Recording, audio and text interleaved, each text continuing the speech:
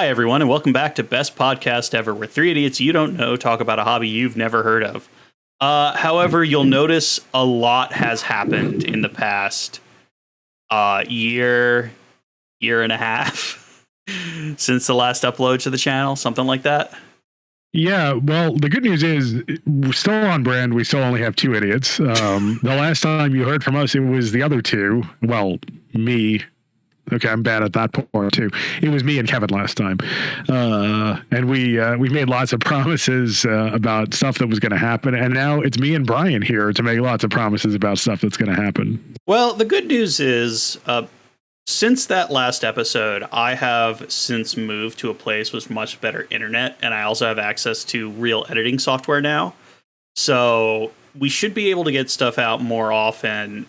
Folks, if you're hearing this is a test podcast that we're recording to make sure the setup is okay, to make sure our new systems are up and running. And boy, howdy, it was a journey just even getting to this awful point. You know, some of you might be looking at this and saying, boy, this sure looks like you're just using OBS to record Discord. And right you are, dear listener. I think if this is a test of whether our new setup and approach works, I think the answer is no, it does not. But we got some aspects of it to work, so there's that. There is hope, and we'll iron the bugs out, hopefully.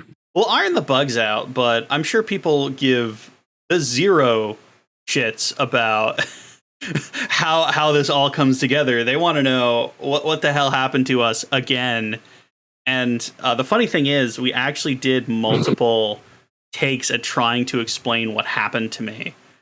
But the funny thing is, you can kind of see my green screen in the background here.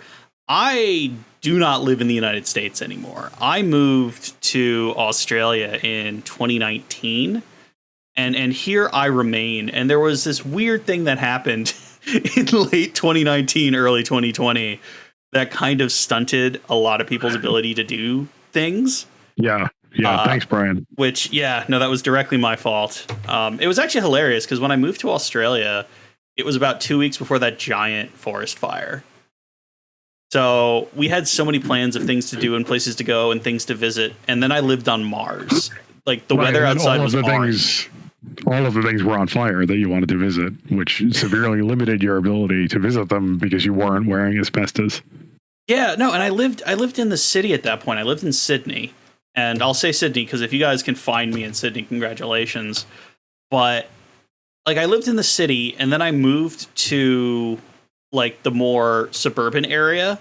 And that's when I moved into the place that had the awful, awful, awful internet. And that's also when I was out of work because I came to Australia. I found a job, you know, COVID happened and then I lost my job.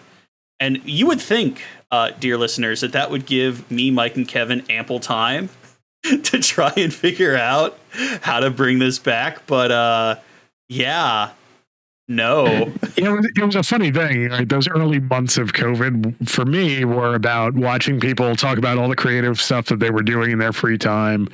And, you know, I got nothing to do but bake bread and all that. And meanwhile, like, you know, my work from home experience was that I was working typically 12 hours a day, rolling out of bed, starting to work, and then, you know, rolling back into bed in my desk chair, which was fascinating. Well, that was my commute as well for a minute. When I still worked at my first job in Australia, I literally had one step from my bed to my desk. And then I don't want to go into personal life too much, but I ended up working a helpline, which is a fancy way of saying Brian worked graveyard shift and he was a bad version of Google. Like being the analog version of Google is pretty brutal, let me tell you. Just people calling in and being like, "Hi, how much can I tint my windows in the city of Adelaide?" And I was like, "Did you call a helpline to figure out?" Like, I'm sitting here Googling the answer for you. I don't understand, but hey, man, Australia. But how much can you tint your windows in Adelaide? I mean, just in case. Again, there was some number to it, but we more or less figured out do whatever you want because they don't check. Got it. Duly noted for when I get to Southern Australia. Yeah, and then as you saw, Mike and Kevin came out with a race recap episode that was supposed to start a transition of Best Podcast Ever into race recaps that just kind of again died. Because here's the gag.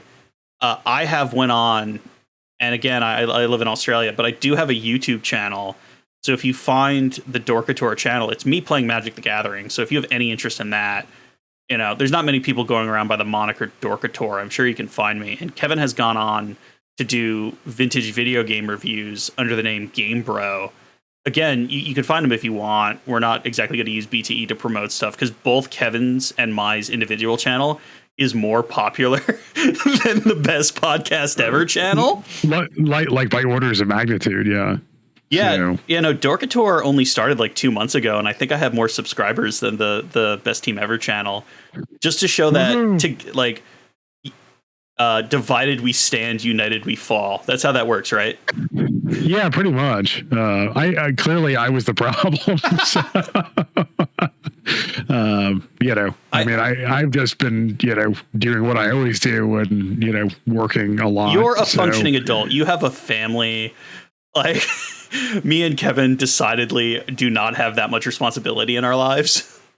Yeah, that doesn't qualify me as a functioning adult, let me tell you. But it does fill the hours, yes. Yeah, it's just one of those things where I clearly have the time to sit down, test a Magic deck for the first half of the week, record on Thursday, edit on Friday, and then release the next Saturday kind of thing to make sure everything gone to plan. And let me tell you, when I first started, that took hours. And we'll get into this a little bit because this is actually tangential to how we're coming back.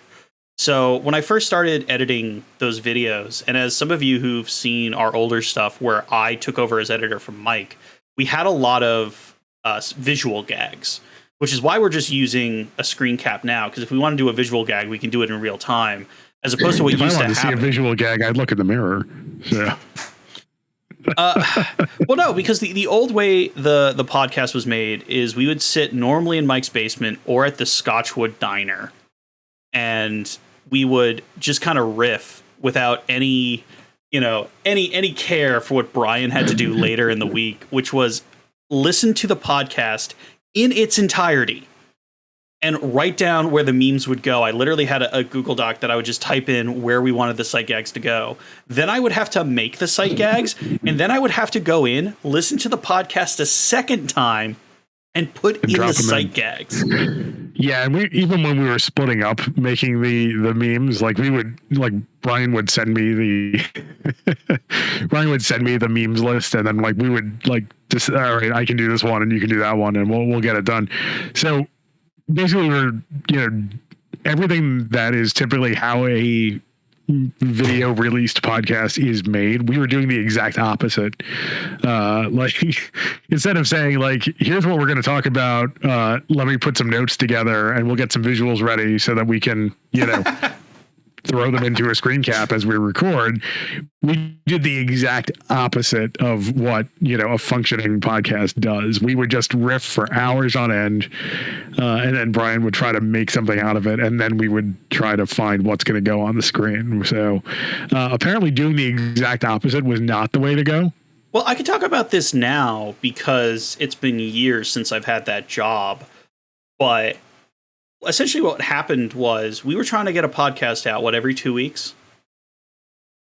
Yeah, something like that. And I remember having to go home from my real job so that I could finish editing the podcast so it could come out on time. I definitely remember getting home one day when I was still living in Jersey City and essentially being like, well, I have my phone on in case anyone tries to contact me, but I have to get this done, and I have to get this done now if it's going to come out on Saturday, which is when I think the old podcasts came out. Yeah, I think we were trying to, record on Friday 1 and then release on Saturday 2. So not the next day, but a week the week in advance. Yeah, and that didn't always work. And there was even a time, and it was during the Brian and Mike era of Best Podcast Ever, where we even got into a bit of a schedule. And I think what we would do is we would sit in your basement and we would record 2 or 3. And then they would kind of dribble out on their own. But right, they would just be in the pipeline. Yeah, but that kind of fell apart. And really what it is me, Mike, and Kevin are three distinct forces of chaos. Oh, absolutely. And we're all the one thing I think that unites us above all else is that like we always come up with cool ideas that we want to do, but we're really bad at doing them.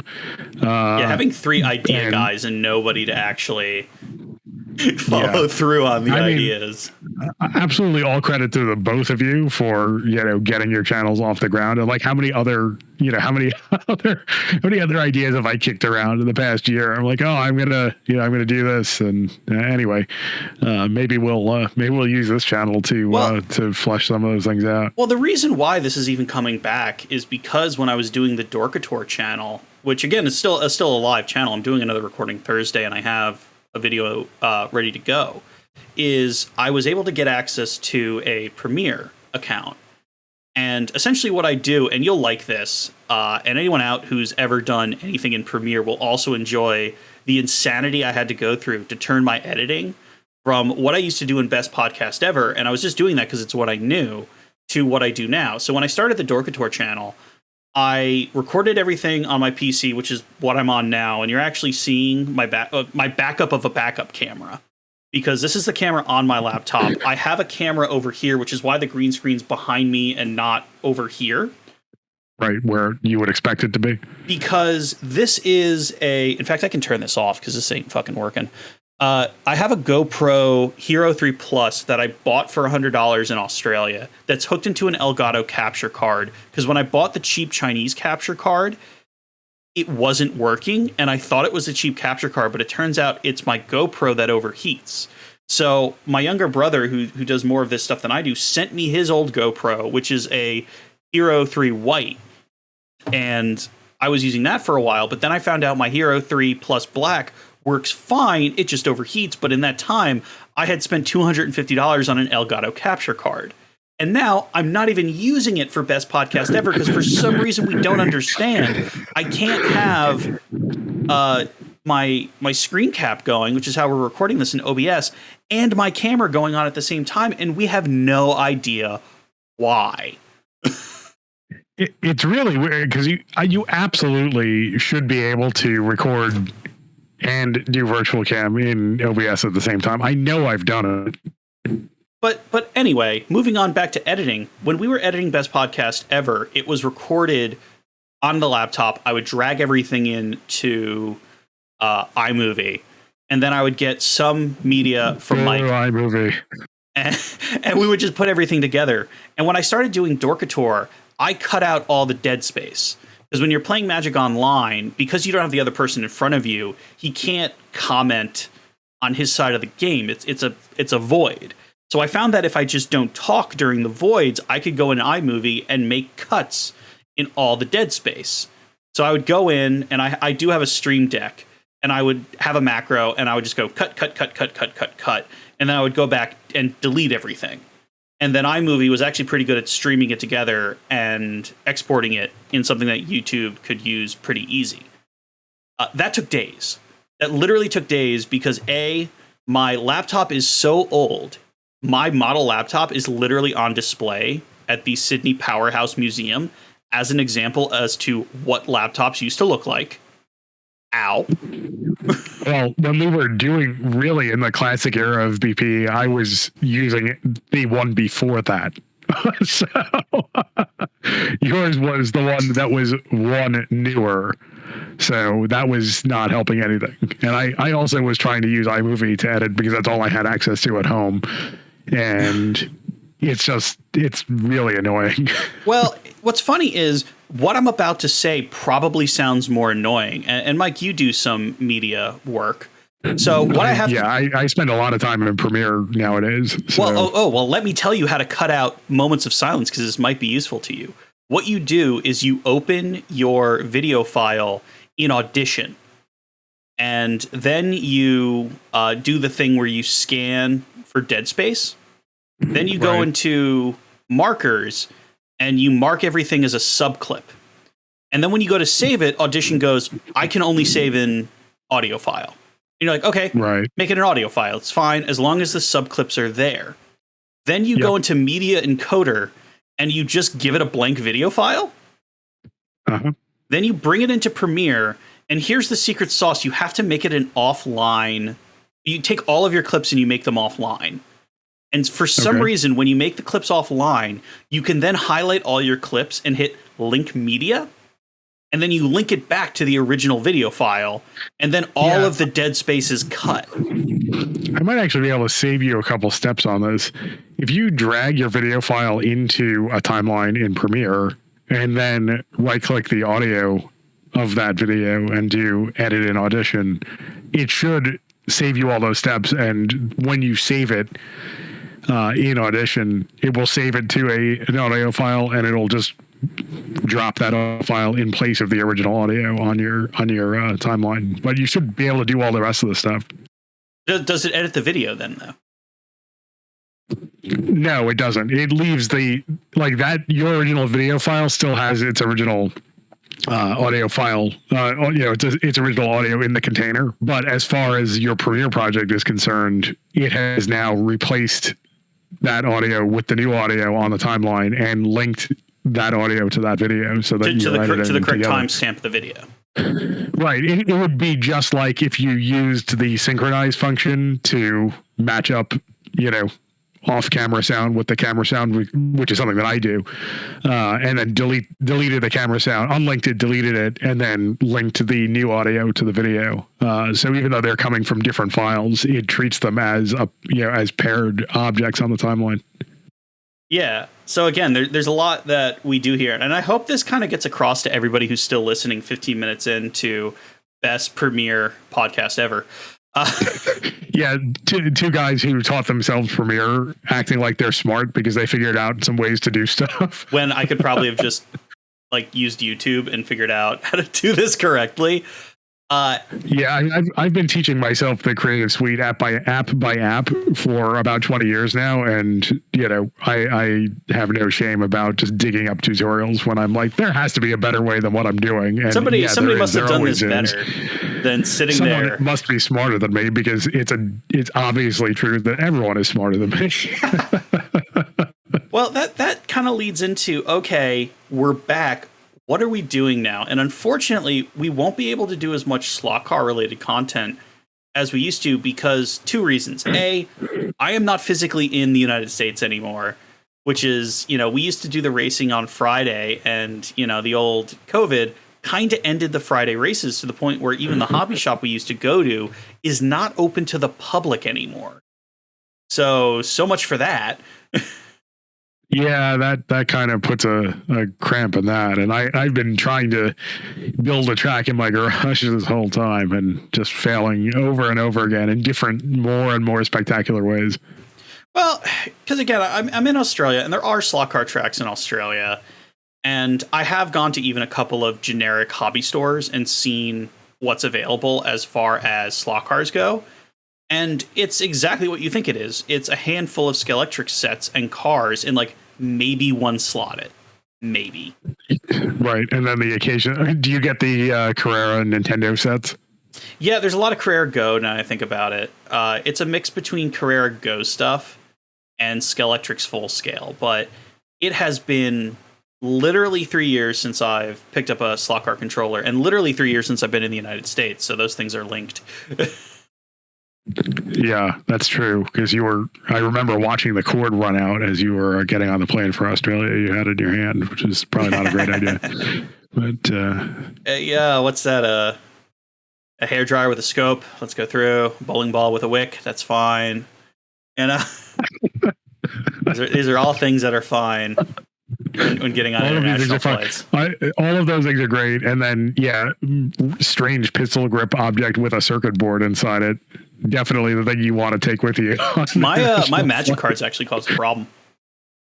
Really? Yeah. So when you have a whole bunch of cards stacked up with each other, it looks like money.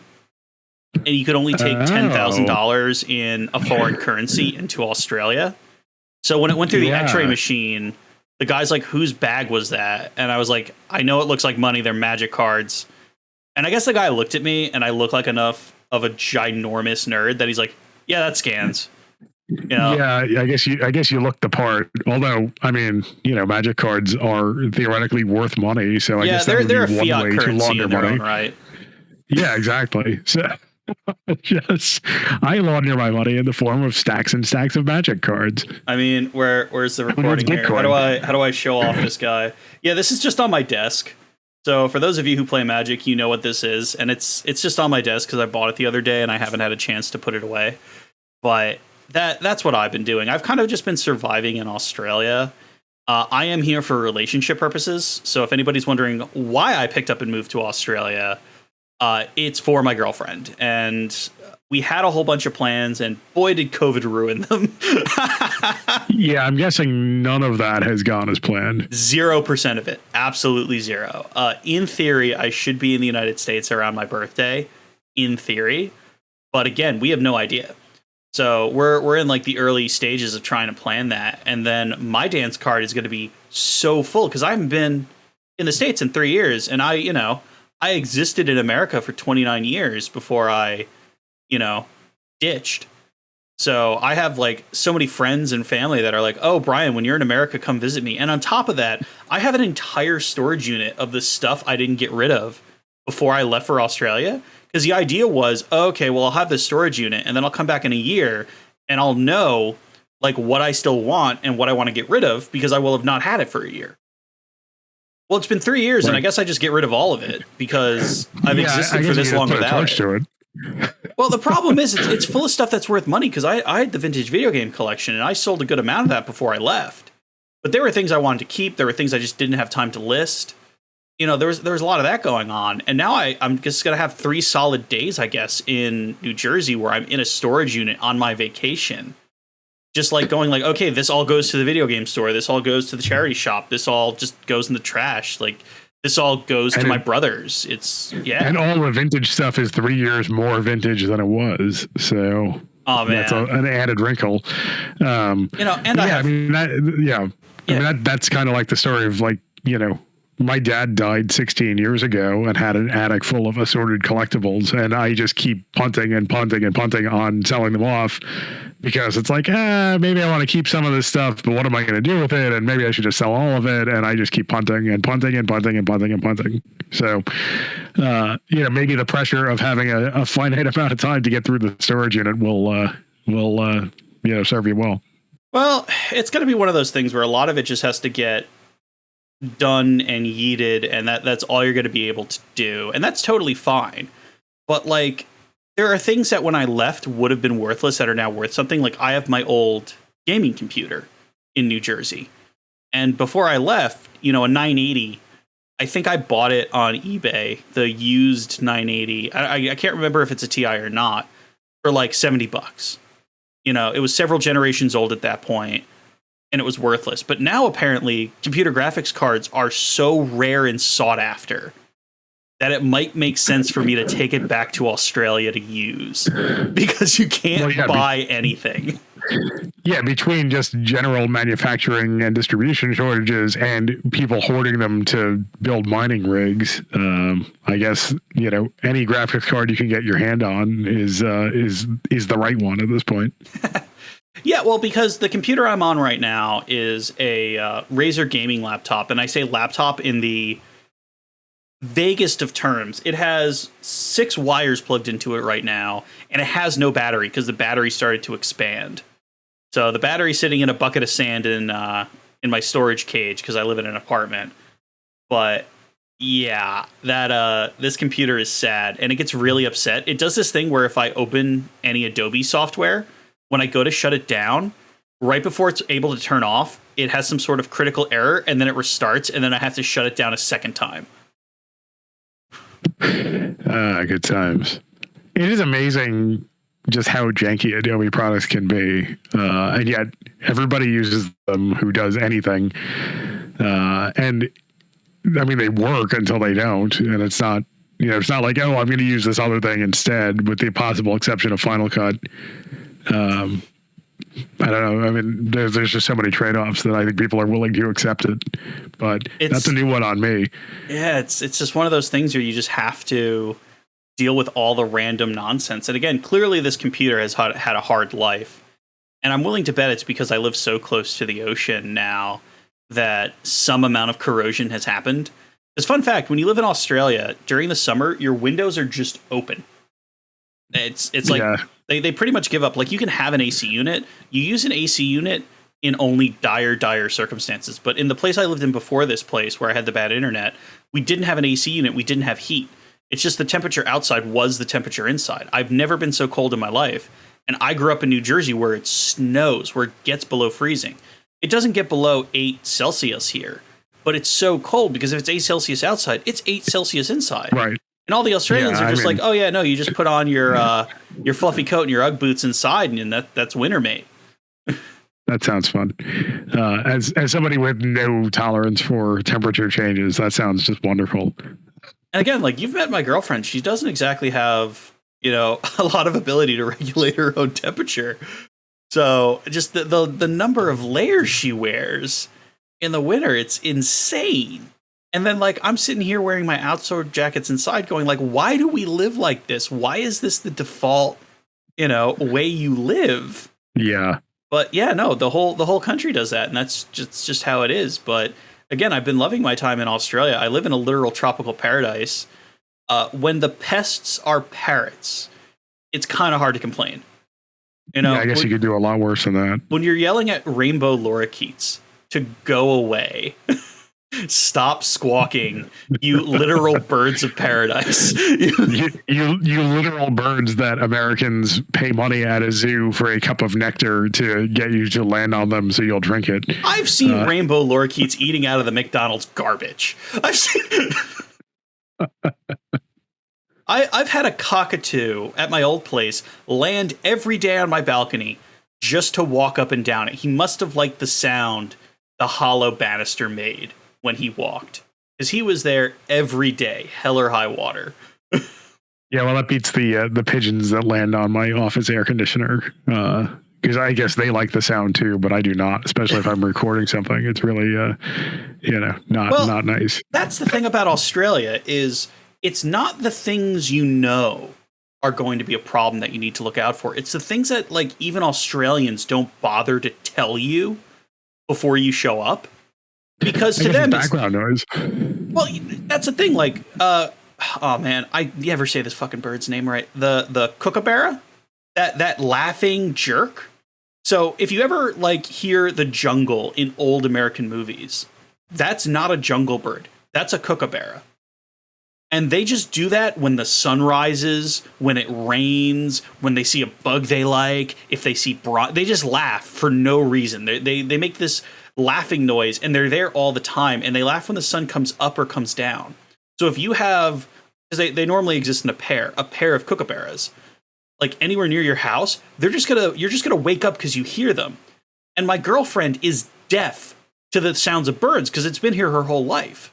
So I have this kookaburra like land on the roof outside the window and just go to town, and I wake up with a start because I hear the jungle. And she's sleeping away. No recognition of it. Rainbow lorikeets and cockatoos are the loudest things on the planet. Can't hear them. It's in the background. Magpies swoop. That's another thing nobody warns you about is during nesting season. If you walk under a tree during nesting season, a magpie will not register you as a threat. If I go by a tree on a bicycle going about 40 kilometers an hour, suddenly they have to chase me. Yeah, I guess. So what you're saying is that 3 years is not enough time to get used to bird hazards in general. No, it's not enough time to get used to bird hazards in general. Again, at my old apartment, the magpies stole my roommate's laundry once. That was hilarious. So it was raining, and they all landed on my balcony to get out of the rain. And I came out of my room to refill a water bottle, and I saw like a dozen magpies on my balcony. I'm like, well, that's a problem. That's going to cause a lot of damage in just poop and pellets. And then, I open the door, they all fly away, and I look at my roommate's laundry horse, and half of his stuff is gone, and what they didn't take, they pooped on. There you go. So, yeah, that is, if I have to describe Australia, it's teeming with life. And the locals are just like, oh, yeah, no, that's just a thing.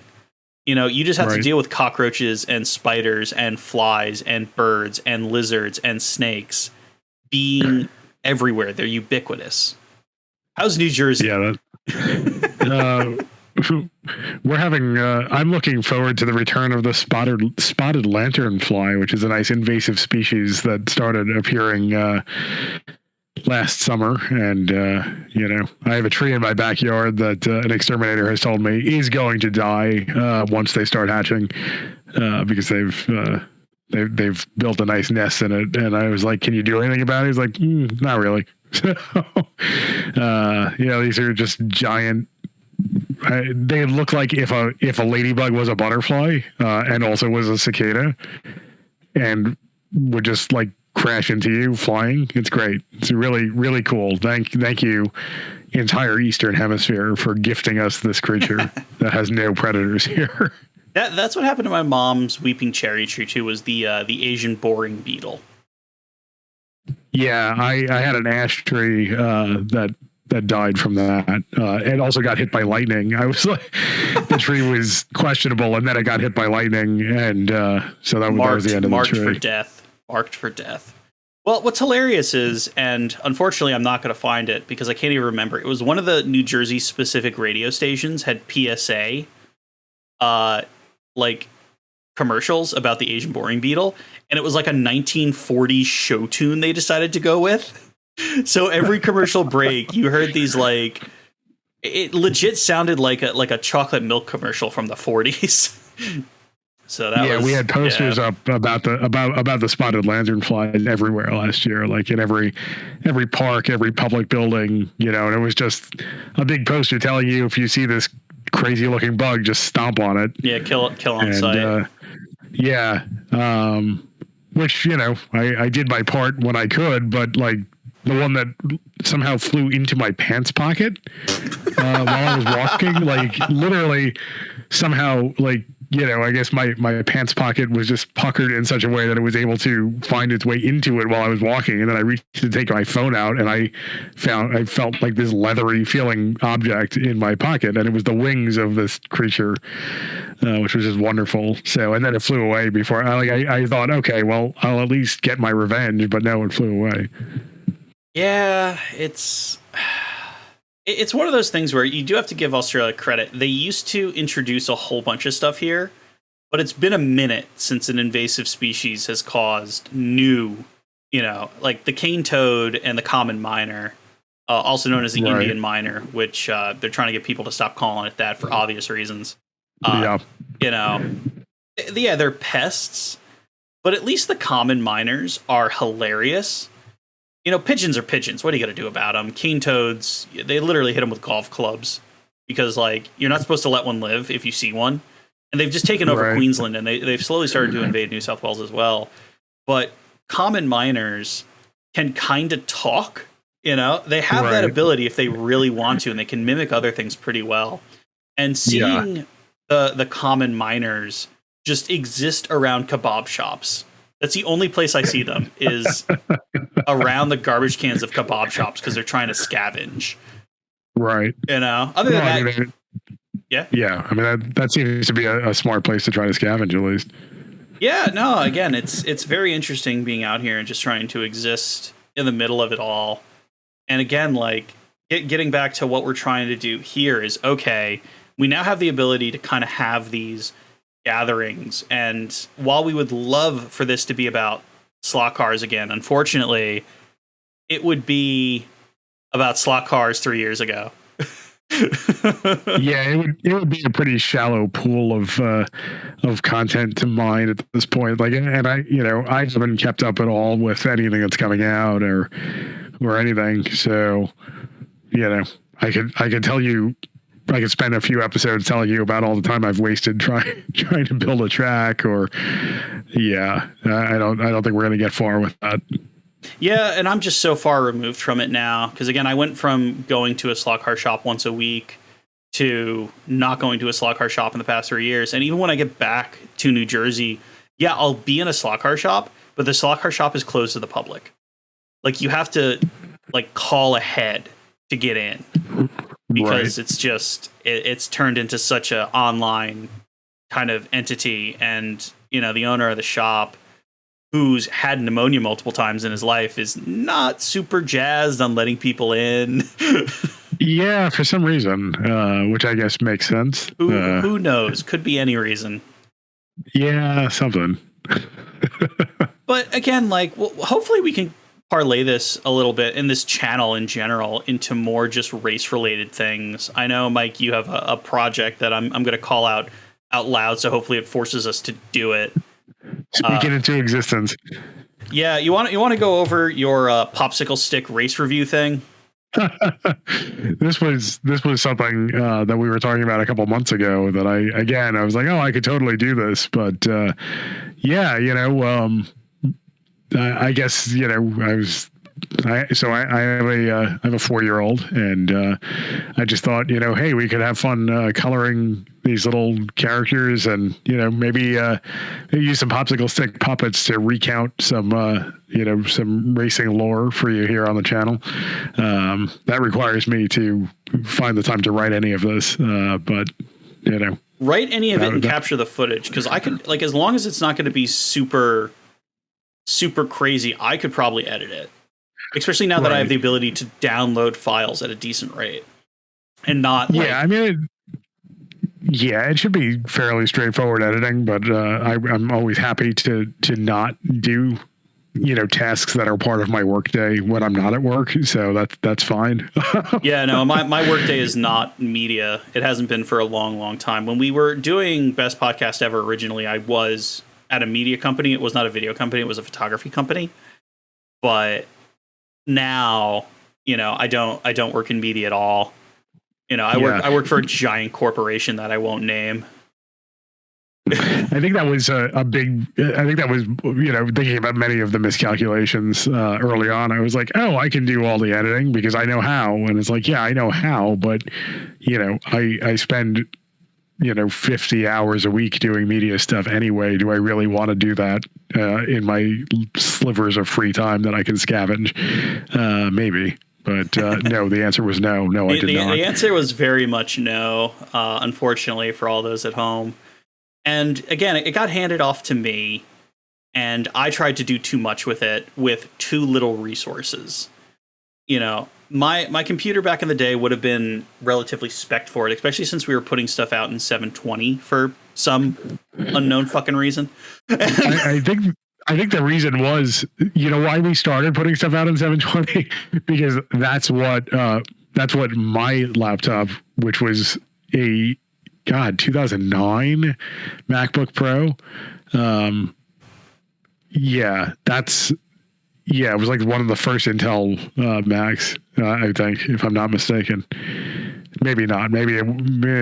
Anyway, it was a 2009 MacBook Pro regardless. And I think the version of iMovie, like the highest version of iMovie that it would run, would only allow 720. So I made all of the slides for, when I went into Illustrator and exported the ping versions of all my slides, because again, iMovie wouldn't even allow you to use EPS as a format. And this, now I'm going to get into a whole thing where, it makes sense to use vector graphics in video, but Premiere chokes on them anyway, and rasterizes them the first time you drop them, so that if you move them around, they're blocky anyway. Good job, Premiere. Yeah. Anyway, I exported everything 720. So here's what was surprising with me when I started the Dorkator channel. So again, I was doing everything on the PC, and then I was putting it on one external hard drive to then put on my old MacBook, which I then needed to put a box fan next to so it wouldn't melt while I was editing 4K footage. And then that had to go on a different hard drive because the Windows formatted hard drive and the Mac formatted hard drive wouldn't talk nicely with each other. Right. When I took stuff down off of OBS the first time, it did it in like a weird file that iMovie can't see. But I had already done a like hour and a half long recording, and I didn't want to redo it. So I had to download Handbrake to change what the file type was. So my first video that went up on the Dorkator channel, by the time Oh my God. I changed all the files and got everything working, and then having to change it again to give it the proper audio codec so that iMovie could hear it. Oh no. Each individual file was like 15 gigs. I had to delete so much off my MacBook because when you drop things into iMovie, it creates a copy of your video file, so it doesn't try and spit up the full video file each time Yep. you edit it. I had to delete so much off my MacBook because it only has a 500 gigabyte hard drive, and I was trying to edit this thing, and then I exported it, and it exported bad, and I had to export it a second time, and then I uploaded it finally to YouTube, and it took so long and was so many steps. I was like, man, I don't want to do this again.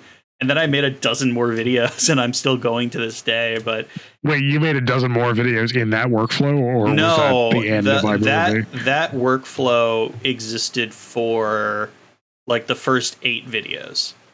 I've only done 3 videos in Premiere, and the first one I didn't even have the automation down. I was still doing it like I was in iMovie, where I was doing each cut individually, and then essentially ribbon cutting everything back together.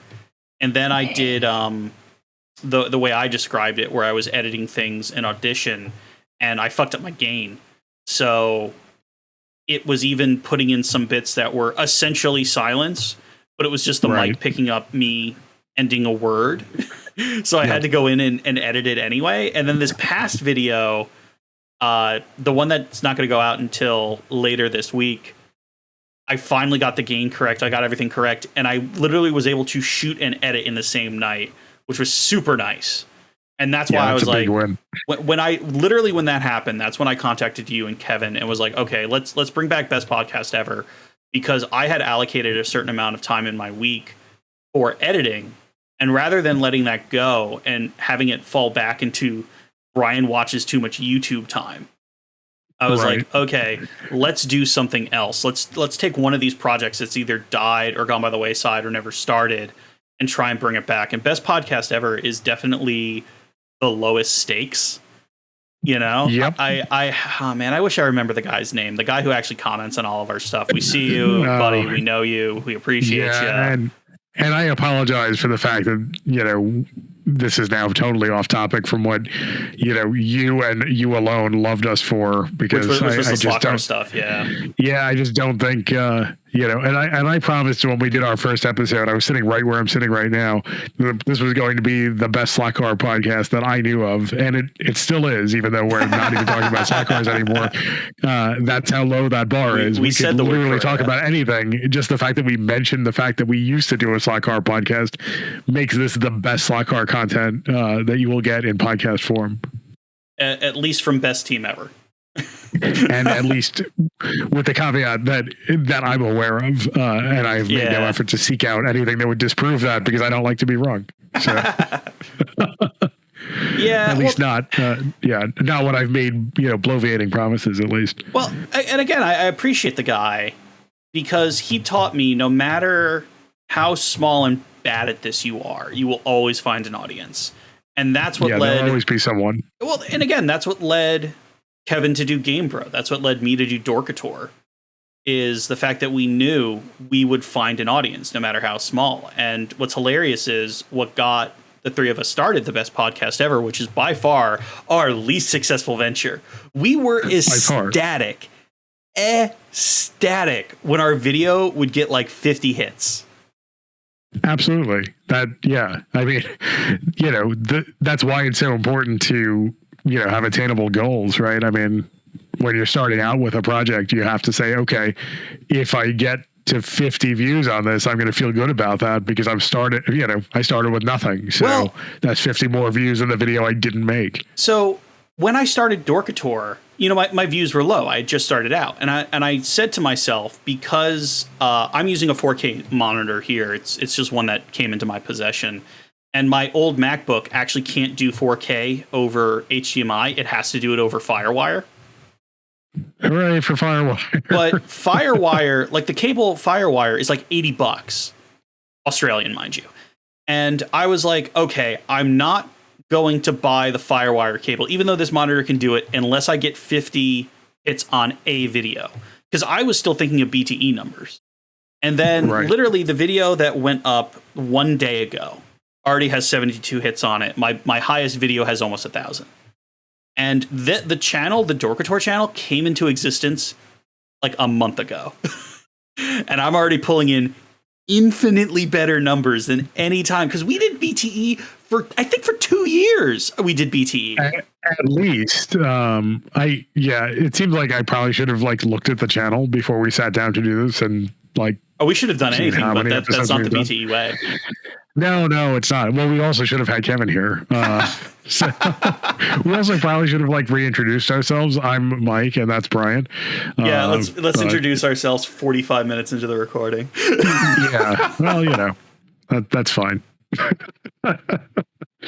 I mean, we established that you were Brian within the first 30 seconds, but I didn't introduce myself. So, anyway, it doesn't matter who I am. I've been in 2 episodes in a row, which is, that's like major status in BTE land. Oh, man, BTE, like, we're going to have to retread a lot of ground if anyone watches this, because I reckon, this will go out, and I already know what I'm going to call it, which is Sowing Discord. And I see what you did there with a massive disclaimer in the description of, "Dear God, if this is the first time you're finding us, please come back in a month." Like, yeah, and please don't watch any of our other uploads. Oh my God. Well, no, and I think that's BTE to me is almost like an art project. It's an art project between me, you, and Kev, and it's where we come to recharge our batteries. Just throw this stuff at the wall. Kevin, which reminds me, I think I let our domain name lapse. Now I'm pretty sure it's gone. Yeah. Oh, I don't think anyone cares about bestteamever.info though. I'm pretty sure that's. Yeah, I was gonna say. I bet I could get it back for less than it would have cost to renew it. So. Yeah. They'll be like, please take this domain, please, and then I have to remember where it's even hosted so I can fix it. Oh man. Oops. Again, it's an art project, because doing Best Podcast Ever led me to go, okay, I know I can do Dorkator. I know I can do, magic content stuff, which is what I want to do as my I always have one thing that's a creative outlet. And, slot cars were it for a while, because you could, do the cars, do the tuning, do the racing, do the podcast with me and Kevin. And then I came to Australia, and magic became my creative outlet. And then I was like, okay, well, it was actually in like the third lockdown in Sydney, which wasn't a real lockdown. There wasn't an official declared lockdown. We all just treated it like a lockdown because we knew how dangerous COVID was. And even though the local government was like, no, go on Rona riddled trains for $15 a day to go prop up cafes in the CBD. And we were all like, yeah, nah, we're not going to do that. That Dorkator started. It really is an entirely different universe. Yeah. So it was one of those things where I was like, okay, I'll start Dorkator, and now let's bring back Best Podcast Ever in the best way we can, even if it's just like me, you, and Kevin, as you've always stated, shrieking into the void where no one will hear us but our super fans who stayed subscribed to the channel. And well, I mean, unsubscribing from a channel is like multiple clicks. So one way to never lose subscribers is to, build some up and then just stop posting. All 23 of our subscribers that we built up over 2 years of blood, sweat, and tears. And then Brian shit posted some magic decks and has 31. I mean, for what it's worth, like I learned a lot of don'ts about audio, especially about audio capture. Holy shit! Man, remember that have helped me in my professional life. So. Oh my God, just screaming into my laptop because it was somehow better than our microphone. Well, yeah, because we were like, we've read somewhere that you want to use condenser mics for podcasting. And so we got one, and then, tried to gather around it like we were doing an old timey radio play, which was, ridiculous because the mic was so hot that you were hearing every little thing that happened in my entire house. Background beep was a character. Oh, yeah. Oh, interestingly, I don't think I've heard it, and I'm sitting right next to it. I think it finally stopped. It finally died. 4 years Well, what's later. interesting is that like I rectified the actual problem that was causing it any number of times, and it would, it would be satisfied for a while, and then it would come back. But anyway, Yeah. yeah, no, it isn't just that the mic is not picking up background beep; it's that it doesn't happen anymore. And you called my attention to it, and now I'm kind of curious. Yeah, background beep was a character. Tumbling Kevin was a character. Our best intro bit was the one where we recorded a podcast because my parents' dryer died, and I needed. Oh, yes. It's funny. I was flipping through episode titles, or the close, the parting shot gags, and I did see the. Next week, find out if Brian's laundry is done. Yeah. Well, that's the thing, and that's how Best Podcast Ever became so visual focused. Is the visual gags were better than the audio ones. The one of next time maybe we'll go to the zoo or the museum so you can not see that too. I managed to peak the audio. That's like the funniest thing I've ever seen. Was that gag? Some of the names of the channels still make me laugh when I see them. Was it Mind of a Star, Body of a Carrera, or something like that? Right, something like that. Yeah, but yeah, I think Heart of a Champion, Body of a Carrera. Yeah, something. that. I even went back and I read, and I have the audio. And here's the thing: if anyone gets this far into the recording, so we're at 51 minutes 44 seconds. If anyone comments on the fact that I still have my recordings of when we were trying to do regular slot car reviews, I will release it. Oh my God! Yes, that was the original project. That was the genesis, yeah. And that's all you need to know about how good we are at stuff. We were like, that's too hard. Let's do this instead because it's easier. And then we just completely sucked at this too. So I still have the audio. There's 2 audio recordings of me doing the takes of a script I wrote, and to this day, I'm proud of that script. And I'm also proud of the Kevin script. I have no idea where it is, but originally I was going to be the salesman. Kevin was going to be the racer, and Mike was going to be the professor. I think you were going to be called, or the historian, yes. One of the two. And yeah, I think I had gone with the professor as a nod to Alan Prost. Yeah, so it was going to be. I was going to talk about like the economics around the car, how it sold, how it did, how it affected the the increasingly small slot car community. Kevin was fighting for a bigger slice of an ever smaller pie, the slot car industry. That's actually the title of next year's trade show, I believe. Mike was going to do the actual historical nature of the real car, and Kevin was going to talk about it as a race car, like as a slot car race car. But this actually was this was not a doomed project if like smarter people did it or respected the project enough to give enough time to do it right. Yeah. But it was a doomed project because we did it. Yeah. And like, I just remember there was a moment with Kevin's, and what's funny is I was writing Kevin as the Game Bro before Kevin came up with the Game Bro. Yeah, pretty much. I mean, that was more or less, yeah. Because first of all, you got to realize, guys, I know we give him a lot of shit, but Kevin is actually a really smart guy. He did go to college. He is educated. He is well put together. But the gag is, we rag on him that way. And the gag of the Game Bro character, if you guys go out and find Kevin's channel, is him playing into the way he physically looks. Because he is a really big, strong dude. And yes, he's definitely a lot smarter than the Game Bro. I mean, but he plays it really. I mean, honestly, it's all credit to him that he plays it so well. And he plays it completely straight is the thing, and that's absolutely why one of the funniest gags about the Game Bro is because Kevin only has one YouTube channel.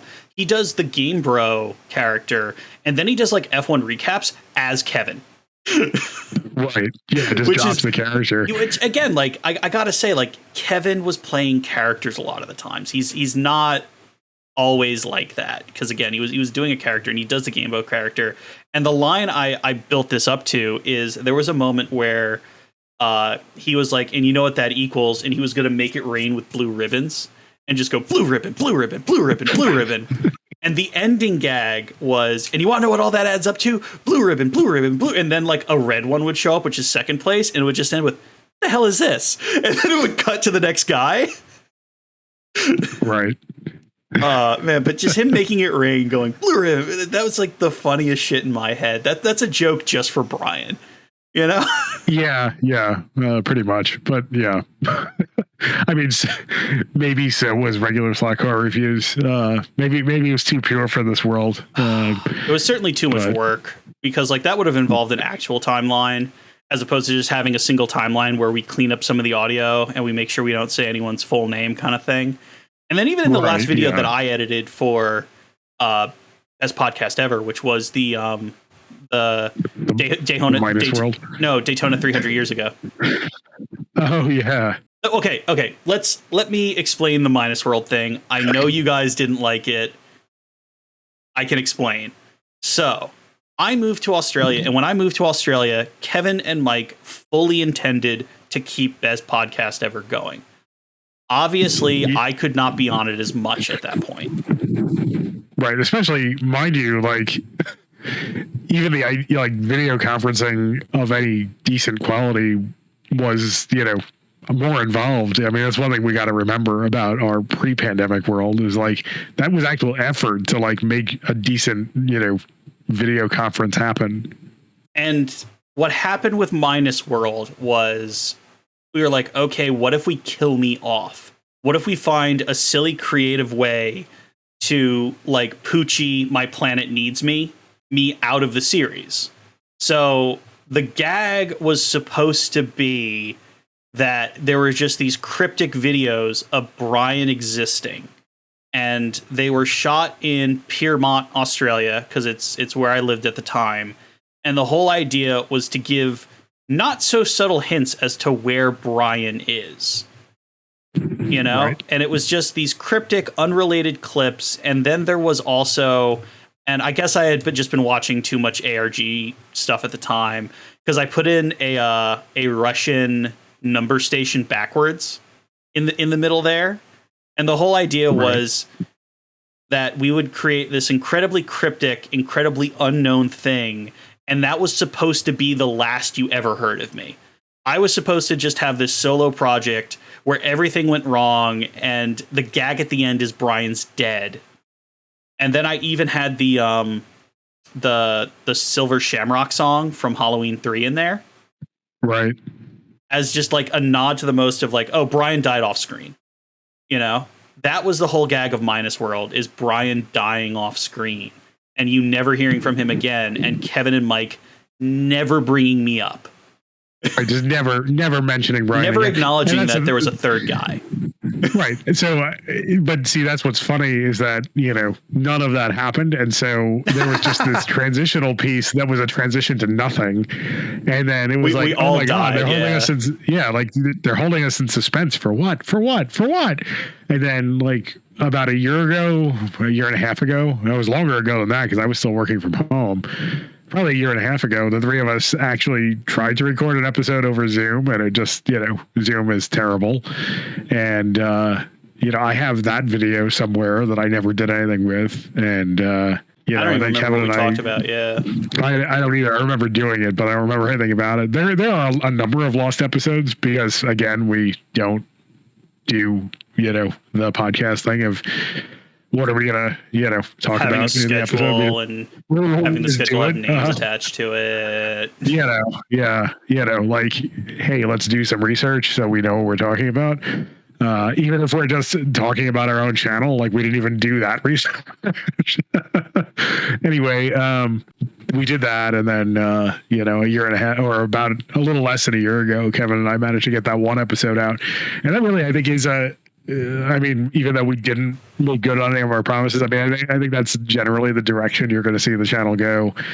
Is sort of maybe talking about some of our interests besides slot car racing. And maybe since Brian's got the Magic channel and Kevin's got the Retro Gaming channel, this is going to probably turn into more talking about, cars and racing in real life. I think it's going to be about cars and racing in real life, a little bit of video game car racing as well. And also, again, I'm sticking to the Art Project moniker here. This is just where we go to get our ideas out. And if you want a background into what's going on with Game Bro or what's going on with Dorkator, or if Mike if I ever strong arm him into doing the lollipop race review. You know? I think that. I mean, I think that's going to live on this channel if it happens. I'm not going to bother starting another channel for it. Yeah. I mean, we have to get to 1,000 subscribers to monetize it anyway. Yeah. And so super fun fact: my visa does not allow me to do that. So. Oh, cool! You're not allowed to, huh? So okay. Yeah, my version would just have to be given to NJ Hobby, and then we figure it out from there. But you know, we are several hundred subscribers away and several thousand hours of publicly viewed video to care. Right. Yeah. We don't need to worry about that right now. But yeah, that's pretty much what's happening here, guys. And again, if you've made it this far, let us know. I will release the recorded regular slot car reviews. It was for the intros of the 3 characters. So it's the intro of the salesman. Right. And I think I have the script for the professor somewhere, so I don't know. We could release that too. Yeah. I also I had written my part. I think we might have written all of our parts for our first actual episode, which was I think going to be about the Carrera Sunoco 917. Yes, and what some of your writing there is hilarious.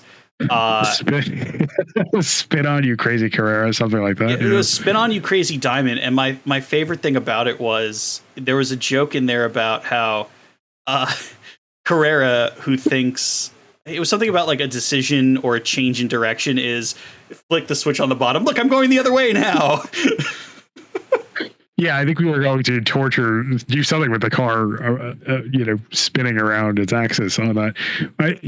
Some version of it also had us going to the grave of Mark Donahue, which is in New Jersey, and like leaving the car there, like smashing up the car, leaving it there. Just defacing somebody's grave that has nothing to do with us. Decided that like littering in a cemetery, like littering in a cemetery, even for pretend, was probably not a great launch for the channel. Or just recording some poor soul's grave, like.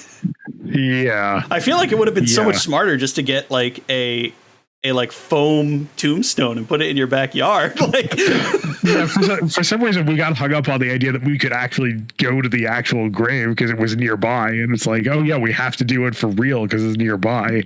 But it was going to be something about like, oh no, that's not the motor. That's Mark Donahue spinning in his grave. I think that was going to be either the opening or closing shot. Just the whirring of the 20,000 RPM Carrera motor. just the graveyard of all of our projects that never came to fruition. But again, I want to see the Lollipop race reviews only because I want to see what some of the finger puppets turn into. Like seeing the Chip Ganassi puppet or the little owl puppet. Oh yeah, no, this is going to be a rich vein of stupidity. And thank you for referring to them as lollipops, because obviously the title will have to be Lollipop Men, which is a nice F1 tie-in to the guy who holds out the brakes on sign while they're changing the tires. So thank you for that as well. Does that mean all the puppets have to come in from the side and not the bottom? Yeah, all the puppets will come in from the side on an absurdly long stick, and then they'll flip over and be a different puppet on the other side. Well, I'm still expecting Chip Ganassi's puppet to either be an old piece of pizza or a piece of raw chicken with googly eyes on it. So I was just going to use an entire sheet of paper with googly eyes on it. Although crying Ganassi is such a rich vein, too. Oh, man. And ties into friend of the show, Gordon Smiley's terrible death. Oh, man. We have done so many dead people gags on a show that no one listens to. We have made sure that if anyone goes back in our old episodes, there are so many there's so many problematic bits. But that's how the Chip Ganassi thing started, because I think I had given up on one episode. And I was like, okay, do we have anyone else who will never hear this that we want to piss off? And you just went, Chip Ganassi's not a thin man. Like, yeah, well, I mean, neither am I. So if anybody's in a position to say it. Well, behind all those tychos, you're telling me you're not a svelte bodybuilder. Yeah, no. That's why the tychos are there. I'm hiding my shame. Yeah, so let's see. We're after also because we're sponsored by a defunct toy company, obviously, and by not STP. which is a logo that continues to exist in perpetuity here with in Australia now somehow. Like it's on all my shit at this point. So yeah, I think that the best thing about the BTE project thus far, thinking back, is the fact that the real life BTE slot cars that I made got used once. And I spent like an entire summer for some reason on this project. Like this should not have been. Yeah, the GMG bodies. Which was just embodying every BTE joke, including badge engineering, ridiculous Tyco slot cars like the Tyco Buick, our hatred of Scale Extric. It was just, 4 chunks of plastic that embodied as many inside jokes as possible. Oh, and also Tycho's love of just recycling body shapes. So representing Chevy in the GM G bodies, the only one that was actually branded as a Chevy Monte Carlo was not a stock car at all. It was painted as a Chevy powered Pennzoil Penske Indy car driven by Rick Mears, because as far as Tycho was concerned, it was a Chevy, so it was fine. Okay, well, we're past an hour here, and Kevin actually did hit me up in our group chat, and he wanted us to leave gaps in the audio, which oops. So Kevin's going to be our outro. That's dangerous, but we'll have Kevin be the outro. We're just gonna let Kevin have the floor for a bit here. Kevin, you look like you have something to say. Do you?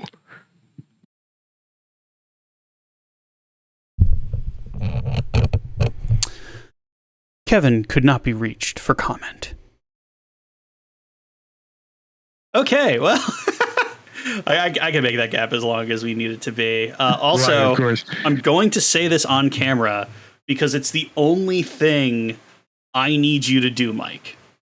Can you send me the raw images of the titles and the endings so that I can actually edit them in Photoshop, because I have it now? Because if you want to make the titles and the ending gags for the episodes, that's totally fine. But we've run into this trap before. Yeah, so here's the thing about that. I was sure that I had put them in the Google Drive folder, and I haven't. So they are on my old laptop, which I will now have to do some necromancing to get those files, but I will. Okay, otherwise I'll just do what I did for Daytona 300 years ago, and I'll just use things that kind of look like... No, that's fine. I have the files, so that's fine. They're actually Illustrator files, because again, I figured, hey, why limit myself to one native resolution? So they're EPS files, but you should be able to drag Illustrator files into Premiere and have them actually stay vector.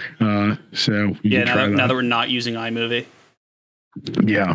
But if you drag EPS files into Premiere, it rasterizes them immediately, and then if you scale them, it breaks up again. Looks awful.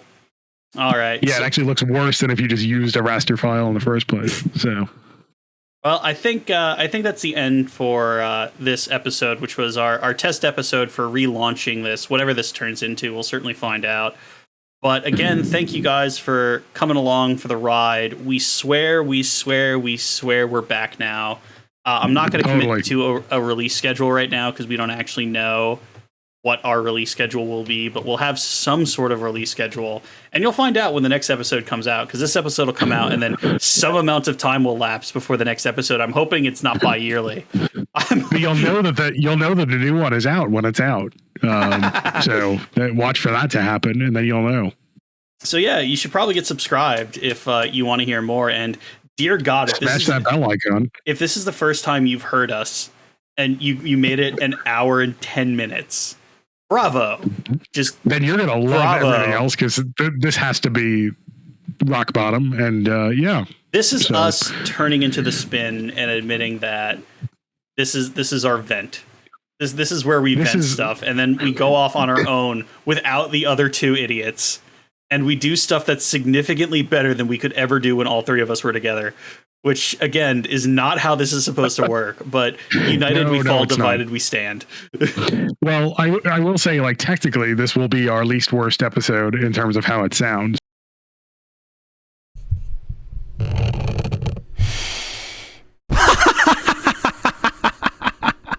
The one Kevin and I did a year ago sounded decent, and I think this one will sound better. So, Fingers crossed. Progress. Something. All right. So again, thank you guys for coming along for the ride. We will see you next time. Hopefully we'll get all three idiots on, but we'll sure find out. And I will talk to you guys soon. Bye. Kevin, take it away. Oh, I forgot I said that. Hit the music.